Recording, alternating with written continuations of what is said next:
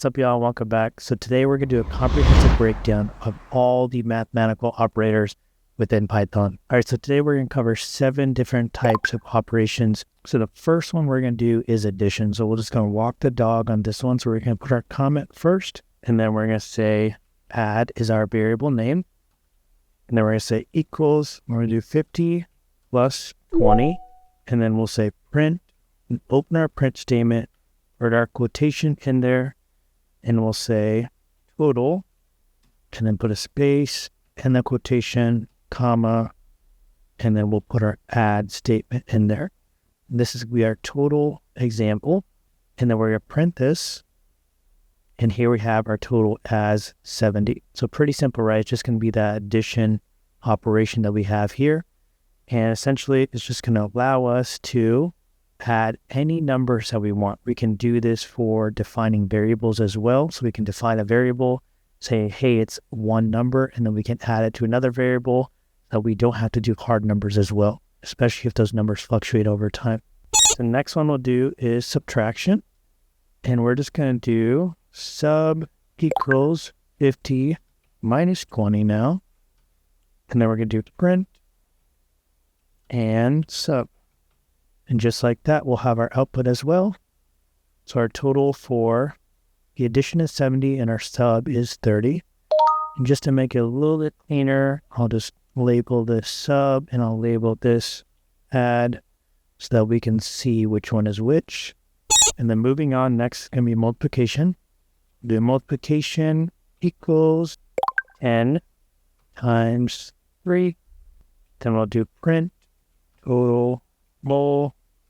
And then you can see what it's trying to do with IntelliSense as I've been typing, because it's understanding what I've already written and it's just following that same pattern. And now we can print that too. And now we have our multiplication. So next is going to be division. So we're going to do div equals 50 divided by 2. And then we're going to print that and we'll get 25. And then something specific you can do as well is if it returned a decimal value.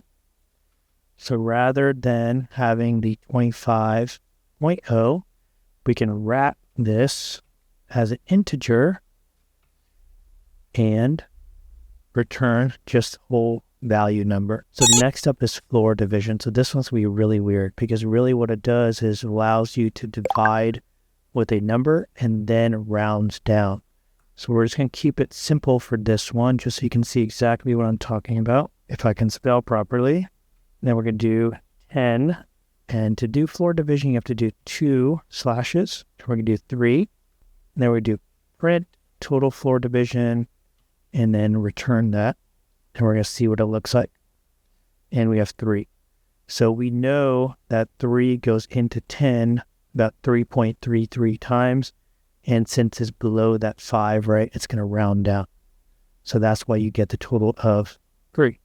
So that's what floor division does for you. All right, so next is exponents. So what we're going to do is do exp equals 2. And then in order to do exponent, you have to do the multiply twice. So this is essentially going to say 2 times 2 is 4, and then 4 times 2 is 8. So it's just repeating this number, right? Just a normal exponent process.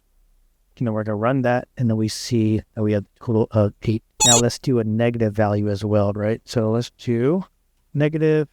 So we're going to do 10 plus negative 5. And then we're going to print that and the total negative value. So this is going to add the negative value of 5 here, which should reduce it down to 5. And there we have it. So that's all the 7 that we're going to talk about today, folks. This is extremely helpful when it comes to building games or just doing simple mathematical operations. You're always going to be using this kind of stuff. With that said, hopefully this video is able to help you out. Let me know your thoughts down below, and thanks for watching.